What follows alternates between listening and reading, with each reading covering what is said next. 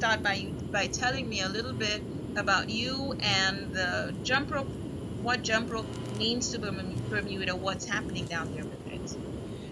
I took over the program in its second year. And we started with it just being a once a year workshop that we had as part of the Bermuda Heart Foundation's Heart Month in February. And we sent out invitations to all of the public and private schools on island. And we had one day for primary school students and one day for middle school students.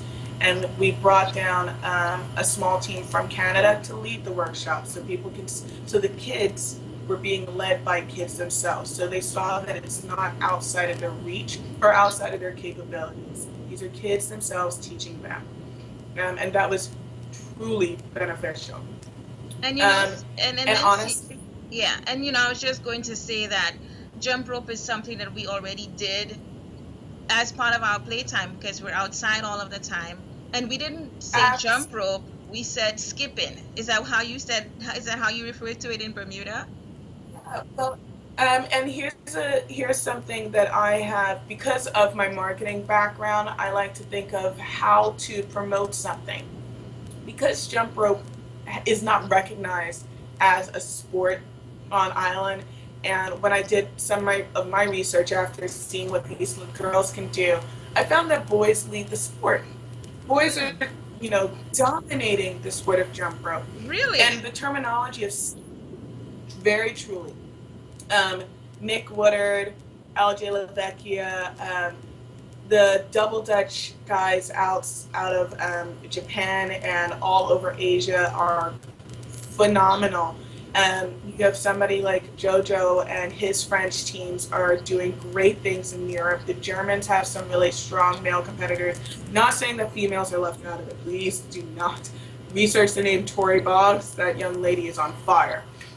But boys are an untapped market for a lot of these countries who are just developing the sport of jump rope.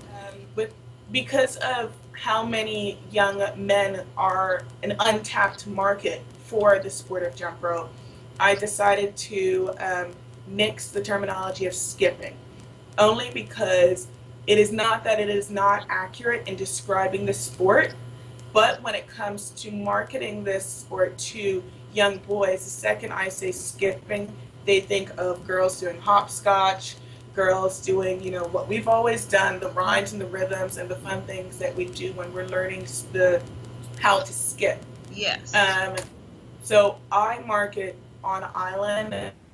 When I work with kids, I call them jumpers, and the sport is called jump rope. And that is for a very good reason. Especially, and I hate to say it, even when you take it to male authority figures. If I go to male PE teachers and I say I want to start a skipping club, they're like, oh yeah, I have a ton of little girls for that. I'm like, no, I want your boys in a skipping club. I want to do jump rope. Oh, you mean like what the boxers do? And like instantly, your mindset switches from hopscotch with skipping to boxing and all of that with the words jump rope. So that is sort of why I'm very firm on sticking it with the Bermuda Jump Rope Yeah, program. So and it seems to me that you're already doing a good job in Bermuda.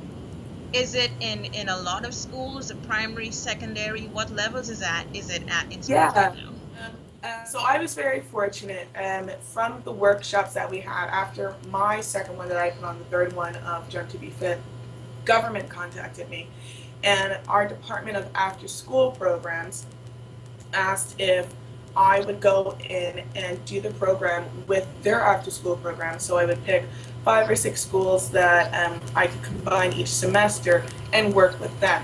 And that is wonderful for a couple of different reasons. One, I can do jump rope inside, outside, in an assembly hall, in a classroom, in a corridor. There is not a specific set space that I need. If there is a floor, I can deal with it. Ideally, a gymnasium, would be ideal, but I can do it on concrete. It's not the worst thing in the world. Second, it's economical. Jump rope is one of those sports, not activities. It is a sport that you can do for a very small budget. So government jumped on that again because here it is fighting childhood obesity, it's increasing the physicality of the students, and it is not putting a major strain on their budget, which is a very important factor. It has to be put into the play.